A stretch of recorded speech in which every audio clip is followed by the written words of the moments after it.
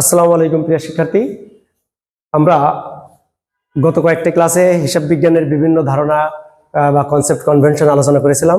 তারই প্রেক্ষিতে আমরা আজকে একটা নতুন অধ্যায়ে যাব, নতুন বইয়ের। তোমরা সবাই জানো যে প্রিন্সিপালস অফ অ্যাকাউন্টিং যেমন খুবই ইমার্জেন্সি বিবিএ স্টুডেন্টের জন্য, ঠিক তেমনি প্রিন্সিপালস অফ ফিনান্সও বেশ একটা new dimension of BBA concept.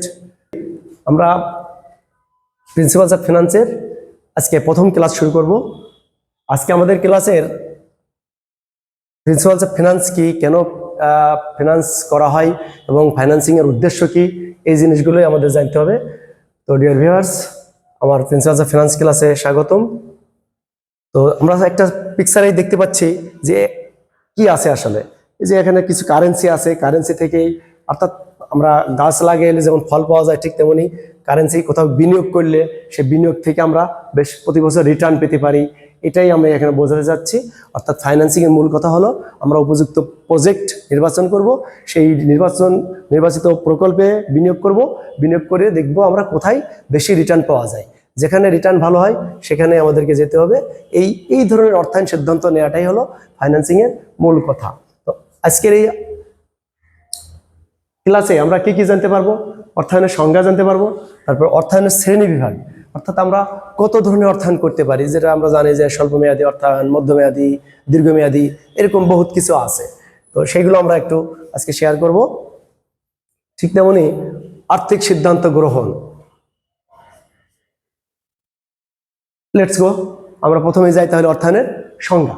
অর্থায়নের সংজ্ঞা আমরা প্রথমে বলি যে ফাইন্যান্স আসলে কি। Finance means to collect necessary funds of from any organizations or source. তো ঠিক তেমনি বলছে কি যে প্রতিষ্ঠানের প্রয়োজনীয় অর্থ সংগ্রহ করা, সংগৃহীত অর্থ বন্টন ও বিনিয়োগের মাধ্যমে সদ্ব্যবহার করা, সংরক্ষণ করা ও সর্বোপরি অর্থ লাভ করার সমগ্র কার্যাবলীকেই অর্থ সংস্থান বলে।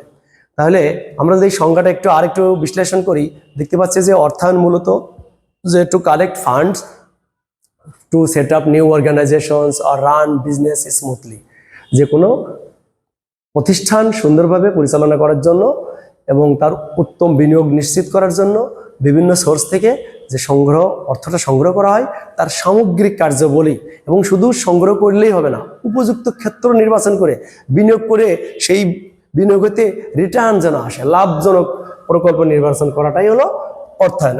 ওভারঅল অ্যাক্টিভিটিস, যে ফাইন্যান্সিং যে কার্যক্রম সেই সব মিলিয়েই হলো অর্থায়ন। আমরা এরপরে শিখতে চাই অর্থায়নের শ্রেণী বিভাগ। অর্থায়ন আমরা বলতে পারো যে আমার কত টাকা দরকার, 1 লক্ষ দরকার না 5 লক্ষ দরকার, বা এই 1 লক্ষ টাকা আমি কত সময়ের জন্য বিনিয়োগ করব, 1 বছরের জন্য না 2 বছরের জন্য না 10 বছরের জন্য, এই ডিউরেশন অফ টাইম নির্ধারণ করাটাই হলো আসলে অর্থায়নের শ্রেণী বিভাগ, যে আমার ফাইন্যান্সিংটা বা অর্থটা কত সময়ের জন্য প্রয়োজন। এখন তার একটা আমরা অর্গানোগ্রাম দেখি। অর্থায়ন সংস্থানের শ্রেণী বিভাগ। প্রথমে বলছে সরকারি অর্থ সংস্থান, এরপরে বলছে কি বেসরকারি অর্থ সংস্থান বা অর্থায়ন। সরকারি আমরা বুঝতেই পারতেছি যে সরকার যে সোর্স আছে সেখান থেকে যে অর্থ সংস্থান করা হয়, অভ্যন্তরীণ উৎস, বাহ্যিক উৎস, অর্থাৎ সরকার বিভিন্ন সোর্স থেকে যে অর্থ সংস্থান করে তার বাজেট প্রণয়ন করার জন্য, প্লাস তার যে উন্নয়ন প্রকল্পগুলো বাস্তবায়ন করার জন্য। ঠিক তেমনি বেসরকারি অর্থায়ন আছে, যে ব্যক্তিগত অর্থ সংস্থান, ব্যবসায়ী অর্থ সংস্থান, অব্যবসায়ী অর্থ সংস্থান, এরপরে আবার বলছে ব্যক্তিগত, সরকারি বা স্বায়ত্তশাসিত, এরকম। অর্থাৎ বেসরকারি কিছু অর্থায়ন কার্যক্রম বা ফান্ডও আছে, প্রতিষ্ঠান আছে, তারা কি করে ব্যক্তিগতভাবে কোনো অর্থ সংস্থান করতে পারে, ব্যবসায়ী সংস্থান করতে পারে, অব্যবসায়ী কোনো ফান্ড থেকে আনতে পারে। এইরকম বিভিন্ন রকমের আমাদের অর্থ সংস্থান আছে। মূলত এইটা আমাদের তেমন প্রয়োজন হয় না, আমাদের দরকার হলো মেয়াদের ভিত্তিতে অর্থ সংস্থান। এইটাই আমাদের আজকে প্রয়োজন, যে ব্যবসায়ী অর্থায়নের প্রকারভেদ। দেখো, ব্যবসায়ী অর্থায়নের প্রকারভেদ যদি আমরা পড়ি, বলছে কি মেয়াদের ভিত্তিতে, আমাদের বেশিরভাগ এইগুলোই আমাদের লাগবে। মেয়াদের ভিত্তিতে অর্থ সংস্থানকে 3 ভাগে ভাগ করা হয়। সেটা কিভাবে 3 রকম? প্রথমে বলছে স্বল্প মেয়াদী অর্থ সংস্থান। স্বল্প মেয়াদী অর্থ সংস্থান আমরা বলতেই পারছো যে স্বল্প মানে অল্প সময়ের জন্য, duration of the short time. বলছে কি সাধারণত 1 বছর বা তদপেক্ষা কম সময়ের জন্য এ ধরনের অর্থ সংস্থান করা হয়। 1 বছর বা তদপেক্ষা কম সময়ের জন্য যে তহবিল বা অর্থ সংগ্রহ করা হয় এবং মেয়াদ পূর্তির পূর্বে অর্থাৎ 1 বছর বা তার কম সময়ের মধ্যে পরিশোধিত হয়, তাহলেই এই ধরনের অর্থ সংস্থানকে বলা হয় স্বল্প মেয়াদী অর্থ সংস্থান। আমরা সংজ্ঞা থেকে আর একটু যদি বলি যে 1 বছর বা তার আশেপাশে সময়ের জন্য যে অর্থ বা তহবিল গঠন করা হয় সেটাই হলো স্বল্পমেয়াদী অর্থ সংস্থান। ঠিক আছে, আমরা এবার নেক্সট ওয়ানে যাই। এরপর বলছে কি দীর্ঘমেয়াদী অর্থ সংস্থান। দীর্ঘমেয়াদী অর্থ সংস্থানটা হবে, এখানে পার্ট চলে আসছে। দীর্ঘমেয়াদী অর্থ সংস্থান বলছে ব্যবসায় প্রতিষ্ঠানের স্থায়ী সম্পত্তিতে অর্থ বিনিয়োগের জন্য অর্থ সংগ্রহ করা হয়। অর্থাৎ আগেরটা শিখছিলাম স্বল্প মেয়াদী, এই স্বল্প মেয়াদীর বিপরীত হলো দীর্ঘমেয়াদী। আমরা দীর্ঘ সময়ের জন্য লং টার্ম প্ল্যান করছি to implement any projects for future betterment. তাহলে ভবিষ্যতে দীর্ঘমেয়াদী কোনো বড় প্রকল্পে দীর্ঘ সময়ের জন্য যে অর্থায়নটা সংগ্রহ করা হয় সেটাই হলো দীর্ঘমেয়াদী অর্থ সংস্থান। এই দীর্ঘমেয়াদী অর্থ সংস্থান কেন প্রয়োজন হয়? স্থায়ী সম্পত্তিতে আমরা বিনিয়োগ করতে পারি, যেমন ভূমি, আমার একটা বিল্ডিং প্রয়োজন হতে পারে, একটা ফ্যাক্টরি সেট আপ করতে হবে, কিছু আমার নতুন আধুনিক বা মডার্ন ইকুইপমেন্ট দরকার হতে পারে ব্যবসা প্রতিষ্ঠান তাল মিলানোর জন্য, টেকনোলজির সাথে অ্যাডজাস্ট হওয়ার জন্য। তো সেই কারণে আমাকে বেশ বড় রকমের একটা টাকা দরকার হয় এবং দীর্ঘ সময়ের জন্য। কারণ তুমি যদি একটা মেশিন কিনো, এই মেশিনটা একদিনে বা 1 বছরের মধ্যে শেষ হয়ে যাবে না, এই মেশিনটার উপযোগিতা আমরা অনেক বছর পেতে পারি। এই কারণেই আমরা দীর্ঘমেয়াদী অর্থ সংস্থানে যাই এবং ধরে নেওয়া হয় যে এই দীর্ঘমেয়াদী অর্থ সংস্থানটা অনেকটা প্রকল্পের প্রাথমিক খরচের মধ্যেই বলা যায় যে প্রতিষ্ঠানের রিটার্ন আসুক বা না আসুক এই বিনিয়োগটা করতেই হবে। হ্যাঁ, অবশ্যই সামনে আমাদের জন্য ভালো কিছু অপেক্ষা করছে। এরপরে আমরা লাস্ট করবো মধ্যমেয়াদী অর্থ সংস্থান।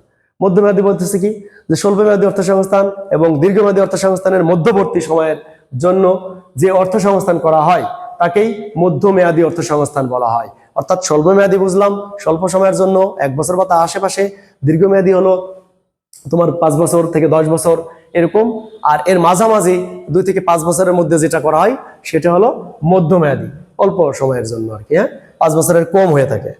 এই মোটামুটি আমাদের টোটালি মেয়াদের ভিত্তিতে অর্থ সংস্থানের প্রকারভেদ। এটা কিন্তু খুবই ভাইটাল টপিকস। এই টোটাল সিলেবাসে আমরা যদি ফিনান্সের সিলেবাস আলোচনা করি, এই 3 ধরনের মধ্যেই আমাদের প্রিন্সিপালস অফ ফিনান্স মোটামুটি সিলেবাস কভার করবে। কিভাবে?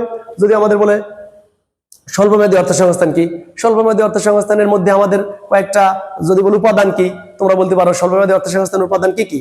আমরা আবার বন্ধুর নিকট থেকে টাকা ধার নিতে পারি, আমি কোনো ব্যাংক থেকে স্বল্প সময়ের জন্য লোন নিতে পারি, ইভেন আমার ব্যাংকও লোন দিচ্ছে না, আমি তখন কি করতে পারি, আমি যার কাছ থেকে কাঁচামাল কিনি সেই সরবরাহকারীর নিকট আমরা কি করতে পারি, যে ধারে পণ্য সংগ্রহ করতে পারি। এই যে ধারে পণ্য সংগ্রহ করা, ধারে পণ্য ক্রয় করা, এটাও কিন্তু তোমার এক ধরনের স্বল্পমেয়াদী অর্থায়ন। তো এই হলো মোটামুটি আমাদের স্বল্পমেয়াদের কথা। তো তুমি যদি স্বল্পমেয়াদী অর্থায়নের আরো কয়েকটা উপাদান বলতে পারো, কমার্শিয়াল পেপার, তারপরে তোমার ট্রেড ক্রেডিট, যে বললাম ব্যবসায়ী ঋণ, তারপরে হলো account receivable etcetera, revolving credit, এই সবগুলোই আমাদেরকে এর মধ্যে চলে আসবে। এরপরে যদি বলে দীর্ঘমেয়াদী অর্থ সংস্থান, তখন আমাদেরকে এই যে বাজারে আমরা বন্ড ইস্যু করতে পারি, শেয়ার ইস্যু করতে পারি, অর্থাৎ স্টক ভ্যালুয়েশন, বন্ড ভ্যালুয়েশন, এই ধরনের অঙ্ক আমাদের এখানে করতে হবে, সেটা হলো দীর্ঘমেয়াদী অর্থ সংস্থান।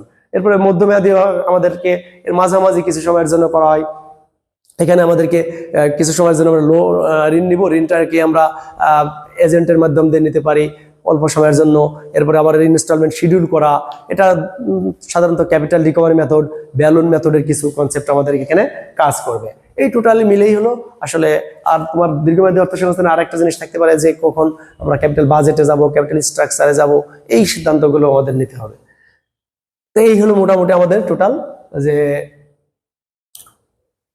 মেয়াদের ভিত্তিতে অর্থায়ন। এরপরে আমরা প্রিয় শিক্ষার্থী, আমরা নতুন একটা টপিকসে আবার যেতে চাচ্ছি, সেটা হলো আর্থিক সিদ্ধান্ত গ্রহণ। অর্থায়নের মূলত আমাদের সিদ্ধান্ত কি, যে কিছু অর্থ সংক্রান্ত কিছু সিদ্ধান্ত নিতে হবে, যে কোন প্রকল্পে বিনিয়োগ করব, কোনটায় যাব না, আবার ফাইন্যান্সিংটা করব আমরা কিভাবে করব, কোথায় গেলে আমাদের কস্ট অফ ক্যাপিটাল কম হবে, সাশ্রয় হবে, এই জিনিসগুলো আমাদেরকে সিদ্ধান্ত নেওয়াটাই হলো আর্থিক সিদ্ধান্ত। অর্থাৎ আর্থিক ব্যবস্থাপনা 3টি প্রধান সিদ্ধান্ত গ্রহণের সমাধান করবে নিযুক্ত হয়। সেগুলো হলো কি, বিনিয়োগ সিদ্ধান্ত, অর্থ সংস্থান সিদ্ধান্ত ও লভ্যাংশ সিদ্ধান্ত। তাহলে আমরা এখান থেকে কি শিখতে পারলাম, যে অর্থায়ন বা আর্থিক ব্যবস্থাপকগণ সাধারণত 3টা সিদ্ধান্ত নিয়ে থাকে।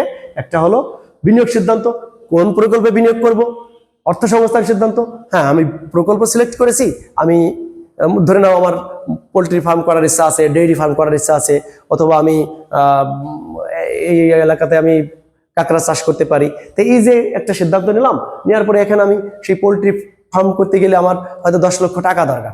এই 10 লক্ষ টাকা আমি কোথা থেকে আনতে পারি? স্বল্প সময়ের জন্য, দীর্ঘ সময়ের জন্য নিব বা ঋণ নিব, এই যে একটা সিদ্ধান্ত নেওয়া, এটা হলো অর্থ সংস্থান সিদ্ধান্ত। এরপর লভ্যাংশ সিদ্ধান্ত।